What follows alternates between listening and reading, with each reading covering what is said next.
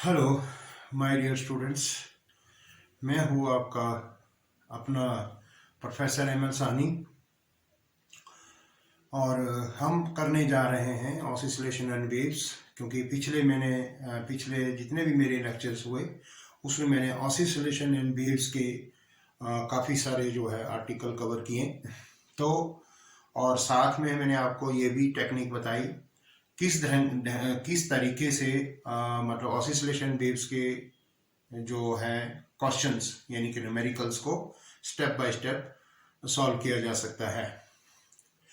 क्योंकि oscillation and waves में मतलब बहुत इंपॉर्टेंट टॉपिक है और इसमें आप मेरे पिछले लेक्चर्स में समझ ही गए होंगे। तो आज हम थोड़ा सा मतलब एडवांस चलते हैं, यानी कि आज मैं आपको करवाने जा रहा हूँ उन स्टूडेंट्स के लिए जो बनना चाहते हैं डॉक्टर, यानी कि नीट की कर रहे हैं वो प्रेपरेशंस। तो उनके लिए मैं बताने जा रहा हूँ कि ऑसिलेशन एंड वेव्स में किस टाइप के क्वेश्चन जो है पहले आए हुए हैं और किस टाइप के क्वेश्चन की संभावना है।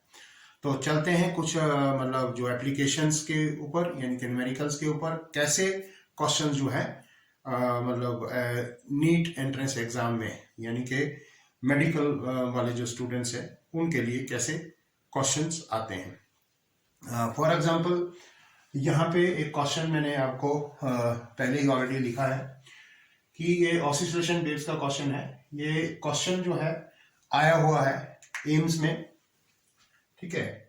तो ऑल इंडिया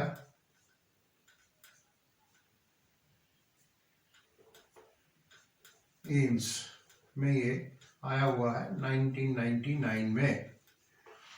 ऑसिलेशन और वेव से ये क्वेश्चन जो है पूछा गया है एम्स में, मतलब ऑल इंडिया मेडिकल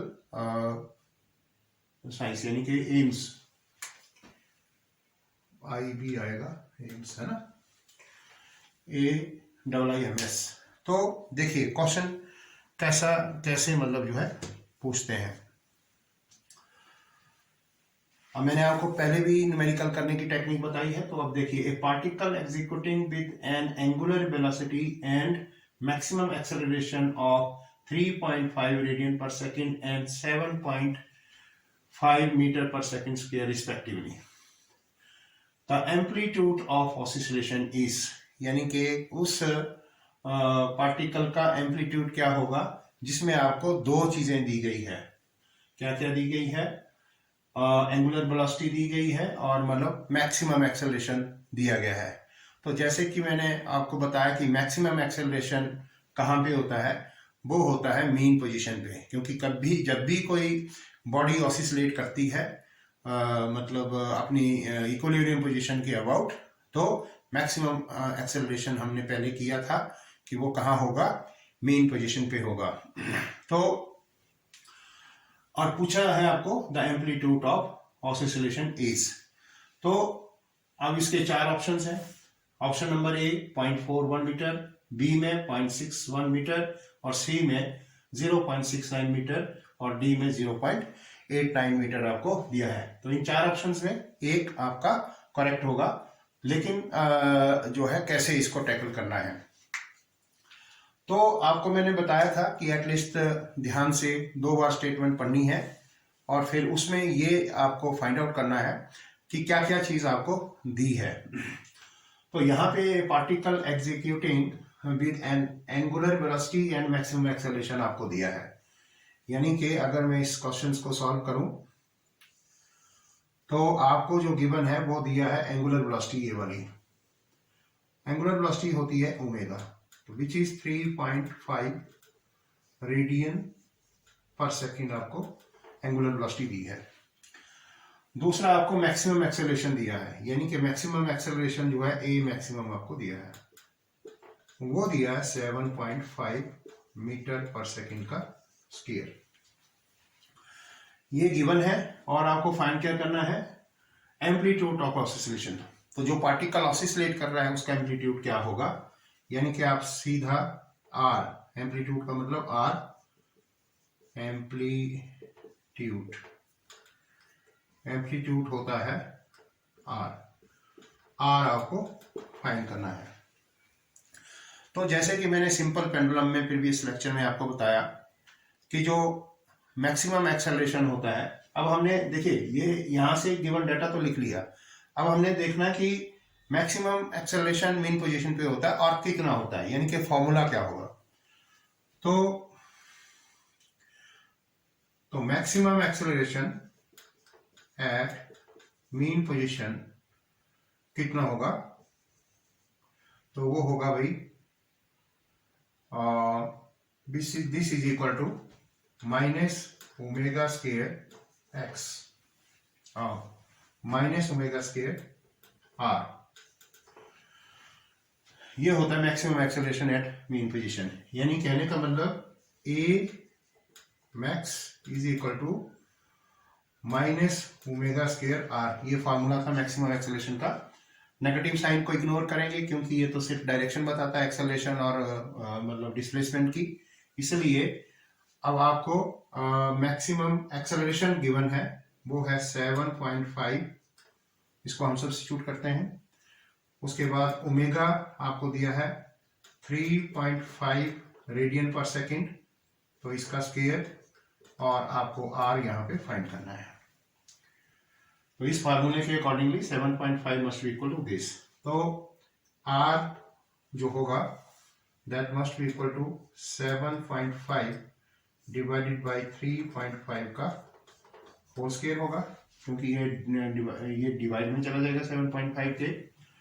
तो अगर हम इसको कैलकुलेट करें 7.5 डिवाइडेड बाई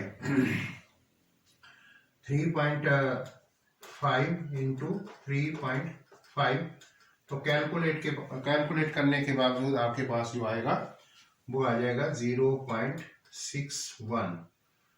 तो ये हो गया एम्पलीट्यूड और यही है आपका आंसर। ये तो आप कैलकुलेट कर सकते हैं, इसको कैलकुलेट करके 7.5 डिवाइड बाई 3.5 इंटू 3.5, तो ये 6.1 आता है, 0.61 आता है। तो हमारा ये हो गया आंसर। Is it clear? तो आपको मतलब जो है इस ढंग से आपको टैकल करना है, यानी कि अगर इस क्वेश्चन में देखें तो जो इंपॉर्टेंट चीज गिवन है उसको पहले लिखना है, क्या फाइंड करना है वो आपने देखना है, और फिर कौन सा फॉर्मूला इसमें यूज होगा उसको सब्स्टिट्यूट करके आप इसको फाइंड कर सकते हैं। तो ये क्वेश्चन जो है एम्स में आया था। अब हम दूसरा क्वेश्चन करते हैं। तो ये आप समझ गए होंगे दूसरा क्वेश्चन क्या है, इसको मैं मिटा रहा हूं।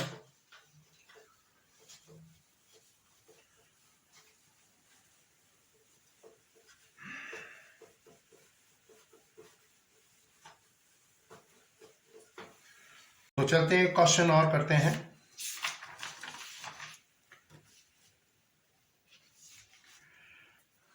क्वेश्चन है the kinetic energy of A particle, question number 3 है ना। The kinetic energy of A particle, the kinetic energy of the particle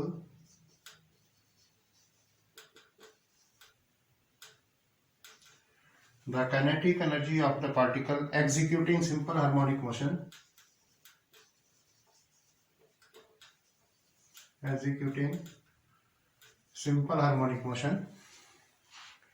is 16 joule, is 16 joule. The kinetic energy of particle executing simple harmonic motion is 16 joule when it is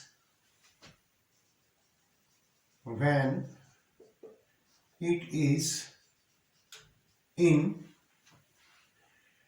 mean position.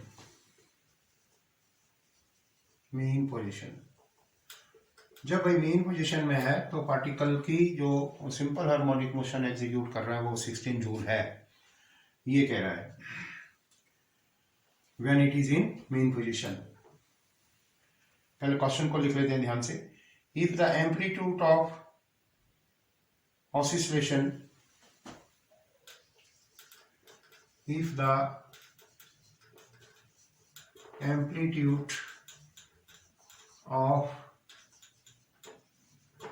oscillation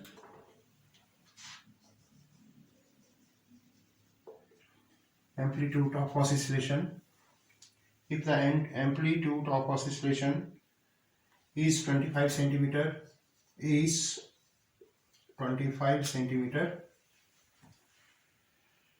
and the mass of the particle is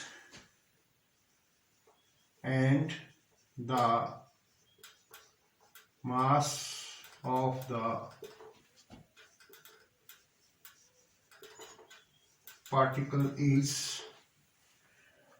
of the particle is 5.12 kg. 5.12 kg. The time period of its oscillation is, the time period of its oscillation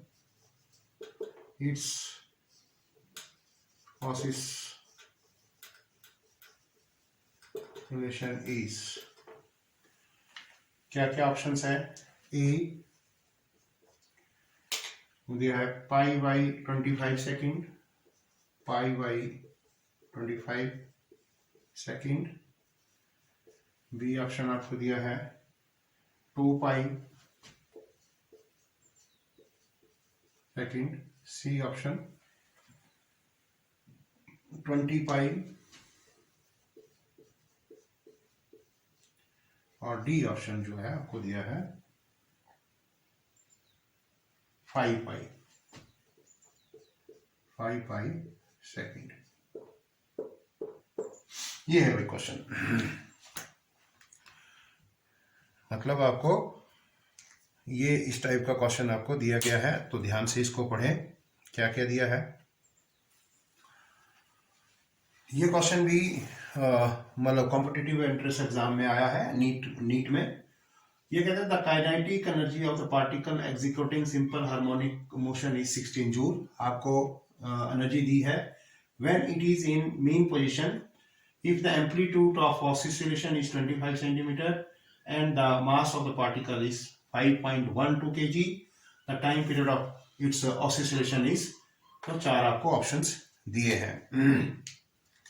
तो क्योंकि हमने पहले किया है, इसको solve करते हैं। Kinetic energy of the particle executing simple harmonic motion is, आपको क्या दिया है 16 जूल। यानी कि सॉल्यूशन में जो आपको गिवन है वो लिख लीजिए। तो kinetic energy of the particle जो सिंपल हार्मोनिक मोशन एग्जीक्यूट कर रहा है वो है भाई 16 जूल। ये गिवन है आपको, ठीक है। तो और क्या दिया है आपको, अब देखिए 16 जूल दिया है when it is in mean position. जब ये मीन पोजीशन में होता है पार्टिकल तो आपकी 16 जूल है। तो मीन पोजीशन पे काइनेटिक एनर्जी का फार्मूला क्या होगा? तो एट मीन पोजीशन, तो एट मीन पोजीशन पे काइनेटिक एनर्जी हमने की हुई है। Kinetic energy of the mean position का सिंपल सा फॉर्मूला है, वो है मतलब half M omega square R. Mean position पे ये होता है काइनेटिक एनर्जी का फॉर्मूला और ये है मैक्सिमम, ठीक है। लेकिन यहां पे आपको क्या दिया है, आर भी दिया है, एम्पलीट्यूड भी दिया है। तो एम्पलीट्यूड भी आपको दिया है, तो एम्पलीट्यूड कितना है भाई 25 सेंटीमीटर।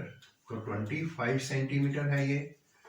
तो आपको मैंने पहले भी बताया था कि ये एसआई सिस्टम में है, ये सीजीएस में है। तो इसको कन्वर्ट करते हैं तो ये हो जाएगा आपका R is equal to 25 into 10⁻⁻²। Metre में कन्वर्ट कर लो इसको, क्योंकि मीटर में कन्वर्ट करेंगे तब गलती नहीं होगी। और आपको क्या दिया है, and mass of the particle भी दिया है। तो मास ऑफ द पार्टिकल आपका कितना है, mass of the particle that is 5.12 kg। 3 चीजें आपको दी है, काइनेटिक एनर्जी दी है मीन पोजीशन पे, वो है 16 जूल। रेडियस यानी कि रेडियस सॉरी एम्पलीट्यूड वो दिया है सेंटीमीटर में, उसको मैंने कन्वर्ट किया मीटर में। तो अब at mean position maximum kinetic energy का फार्मूला जो होता है वो होता है half M omega square r. Mass आपको दिया है। तो देखिए, अब देखिए काइनेटिक एनर्जी आपको गिवन है 16 जूल, तो ये हो गया 16 is equal to half m. Mass आपको दिया है, कितना दिया है भाई मास? 5.212 kg, यानी कि मास भी दिया है, देखो ये 5.12 kg। इसको मैं सब्स्टिट्यूट करता हूं 5.12 kg। इस फार्मूले में सब्स्टिट्यूट करेंगे, हाफ एम हो गया ओमेगा स्क्वायर। अब ओमेगा जो होता है वो होता है 2 पाई अपॉन टी, तो इसका स्क्वायर। और जो आर है वो आपको दिया है 25 सेंटीमीटर, तो वो हो गया 25 इंटू 10⁻⁻²। तो यहाँ पे स्क्वायर ये।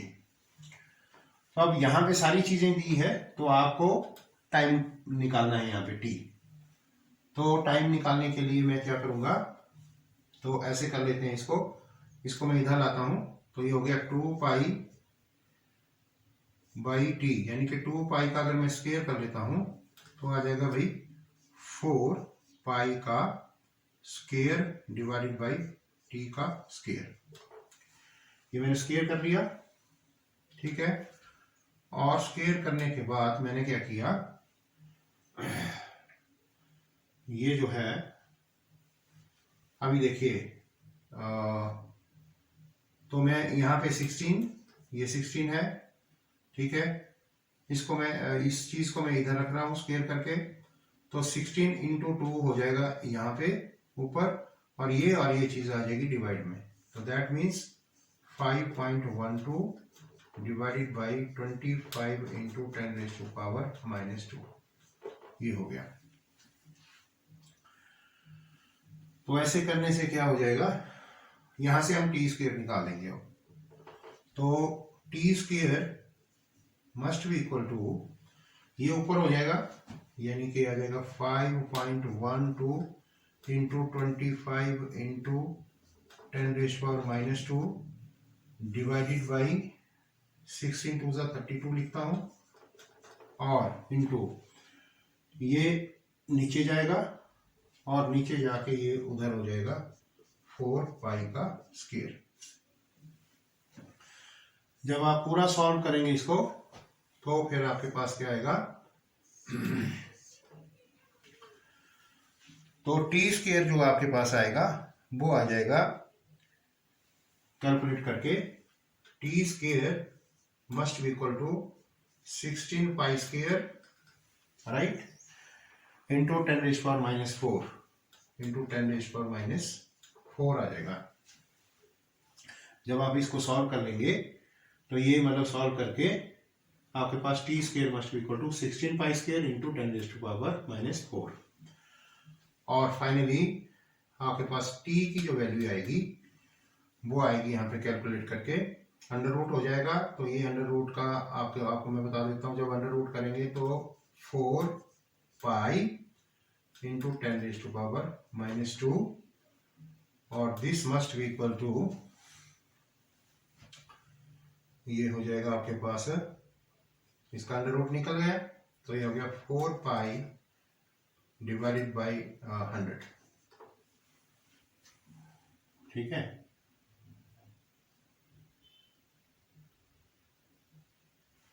तो ये ध्यान से आप करें, तो ऐसा करने से क्या हो जाएगा, ये हो जाएगा पाई बाई 2500। तो यहाँ पे मिटा रहा हूँ, ध्यान रखिए। तो जो टाइम पीरियड है, time period T must equal to 4 से कट गया, तो पाई बाई 25 आ गया सेकंड। तो पाई बाई 25 है ए, ये है भैया आंसर इसका। तो इसको थोड़ा सा ध्यान से करना कैलकुलेशन में, ये आप इजीली कर सकते हैं। तो टी आ जाएगा आपके पास पाई ओवर 25, तो ये आपका ऑप्शन ए इसका करेक्ट आंसर है।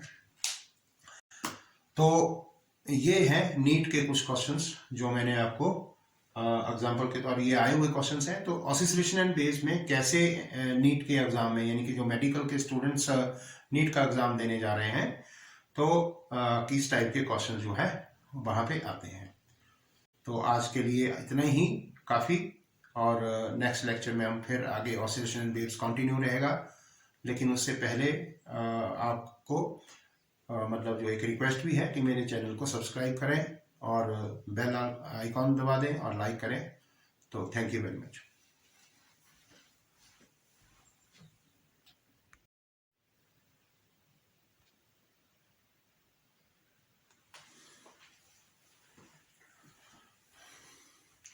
तो चलते हैं नीट के एग्जाम का सेकंड क्वेश्चन पे।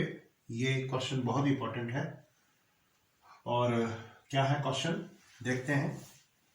At what displacement the energy of simple harmonic oscillator is half kinetic energy and half potential energy। ये क्वेश्चन है, और ये क्वेश्चन आया हुआ है CPMT 90 और BHU 94 में। टॉपिक है ऑसिलेशन एंड वेव्स का।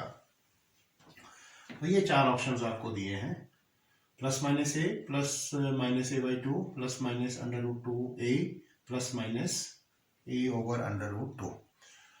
तो देखते हैं इसको कैसे टैकल किया जाए, कैसे इसको सॉल्व करना है। तो अब एट व्हाट डिस्प्लेसमेंट, मतलब आपको क्या निकालना है, डिस्प्लेसमेंट। तो energy of simple harmonic oscillator is half kinetic energy and half potential energy. तो कहने का मतलब आपको जो गिवन है वो है हाफ काइनेटिक एनर्जी, यानी कि गिवन है half kinetic energy is equal to half potential energy.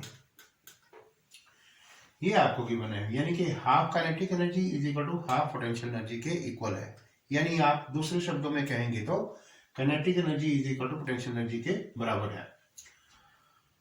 तो काइनेटिक एनर्जी का जो फॉर्मूला होता है वो होता है half m omega square bracket में a square minus x square. ये काइनेटिक एनर्जी का फॉर्मूला हम जानते हैं, ये हमने डिराइव भी किया था। This must be equal to potential energy का फॉर्मूला होता है half m omega square x square. ये हो गया आपका पोटेंशियल एनर्जी, ये हो गया काइनेटिक एनर्जी। अब हाफ आप अगर हम लगा लेते हैं कि भाई हाफ है काइनेटिक एनर्जी, तो हाफ ये हो गया, और इधर भी हाफ पोटेंशियल एनर्जी, तो ये हाफ इधर हो गया। तो इसका तो कोई फर्क नहीं पड़ता, इसको काट ही सकते हैं, ठीक है। ये हाफ m ओमेगा स्क्वायर दोनों साइड कट गया, हाफ m ओमेगा स्क्वायर दोनों साइड कट गया। आपके पास रहा ये देखिए a square minus x square must be equal to, इधर क्या रहा, एक्स स्क्वायर। तो आपको व्हाट डिस्प्लेसमेंट, यानी कि डिस्प्लेसमेंट फाइंड करना है, यानी कि x फाइंड करना है।